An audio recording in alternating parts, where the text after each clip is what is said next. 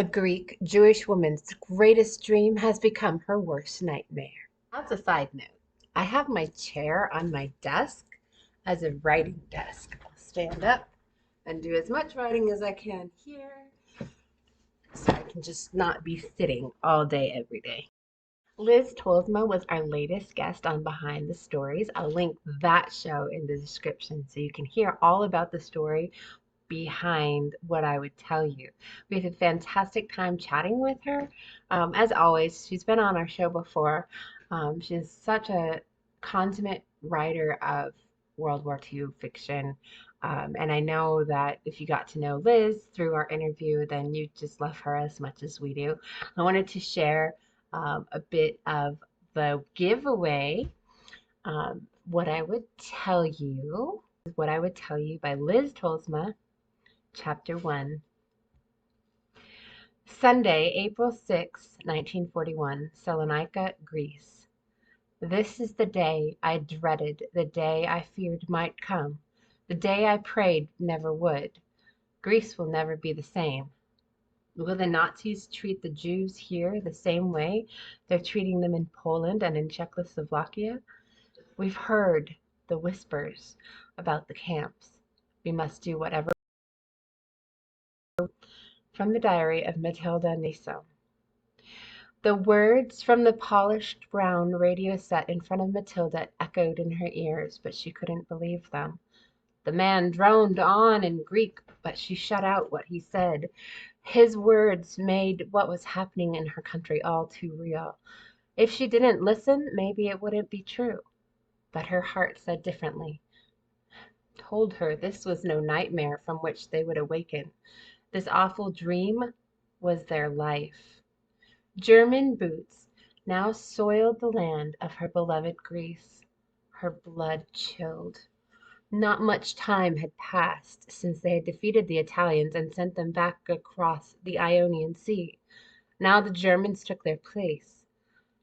At synagogue yesterday, this had been all the talk.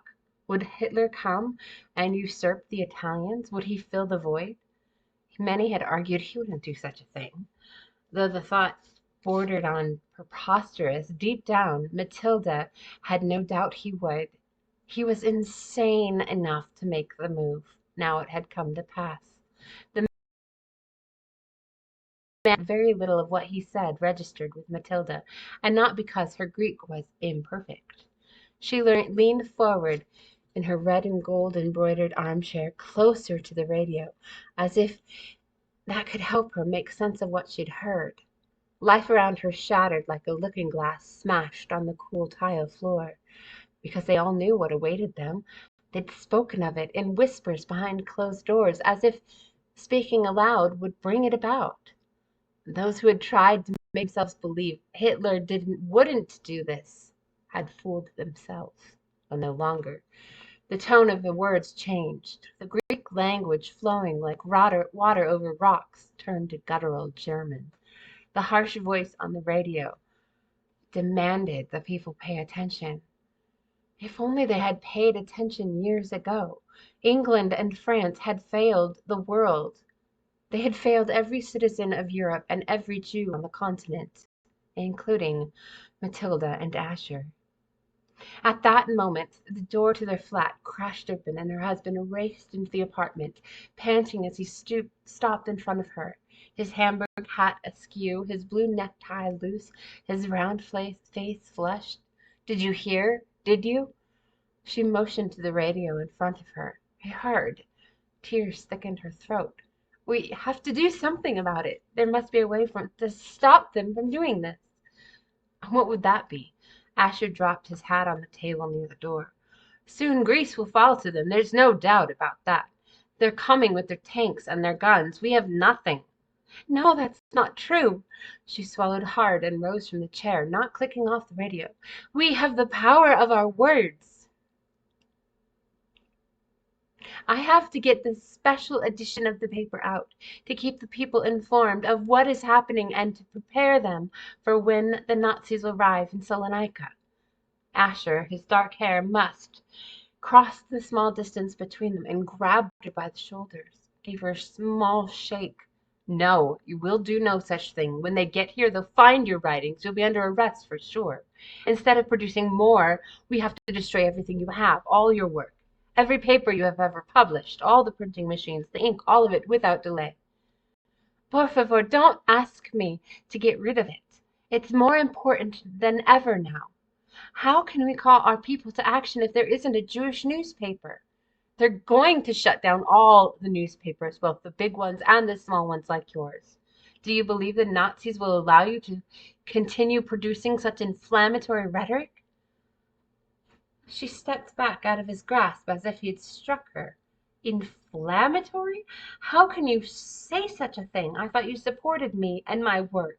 I didn't mean that. He softened his voice. The Germans will see it as such. They will only allow their propaganda to be printed, especially nothing Jewish. Jews in other countries have lost their businesses, their homes, their very lives. Now you understand why I have to keep writing and publishing, so that we don't lose our voices. There's so much I have to tell. At what cost? Asher stared at her, his eyes dark and stormy. At whatever cost it might be. Too many Jews had already died. If she could prevent one more death, or 10, or 100, it would be worth whatever Dio demanded of her. Ah, it looks so good. So this is up for in our giveaway. It's a King's giveaway. It's really simple. All you have to do for that one is just plug in your email, and then you'll be entered into this drawing for what I would tell you. And it's we don't use that for anything. We're just we can contact you if you win. And speaking of giveaways, I also would like to tell you about Biblical Fiction Aficionados January giveaway, where there will be 2 winners, and there is 3 books there for that one. It is my book, Ezekiel's Song. It's Dana McNeely's latest Whirlwind, and Carol Ashby's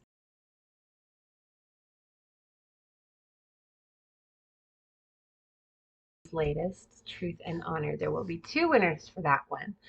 So the first one is US only. You get all 3 books, ebooks of Whirlwind and Ezekiel's Song, and then a paperback of Truth and Honor. And then the second winner will get an ebook of Ezekiel's Song and an ebook of Truth and Honor, and that one is open internationally. So this prize is going on for about 10 days. It's going until February the 2nd. I'll also link that in down below. And then that one is the more you put in, like if you subscribe to Carol's Book Club, then you'll get some more points. If you subscribe to Dana's newsletter, then you get another points for that too. So there's lots of opportunities to win. We've got 3 winners happening, and that's one for Behind the Story, What I Would Tell You, ebook by Liz Tolsma. One is a paperback of Truth and Honor by Carol Ashby, plus a digital of Ezekiel's Song and a digital of Whirlwind. That's for the US only. And then the third winner is a digital copy of Truth and Honor, a digital copy of Ezekiel's Song, and that's open worldwide. So go ahead and enter into these prizes and let me know in the comments below which of these 4 books, if you had all 4 books, which one are you reading first? Comment below, let me know. Be sure to subscribe, and then you'll be notified of whenever I bring up more content like giveaways and free books and all that. So thanks for listening, and if you haven't yet read What I Would Tell You by Liz Tolsma, it looks fantastic. Here's the link for the Behind the Story interview, so you can hear all about the story of Matilda and what drives her on this. Thanks for tuning in.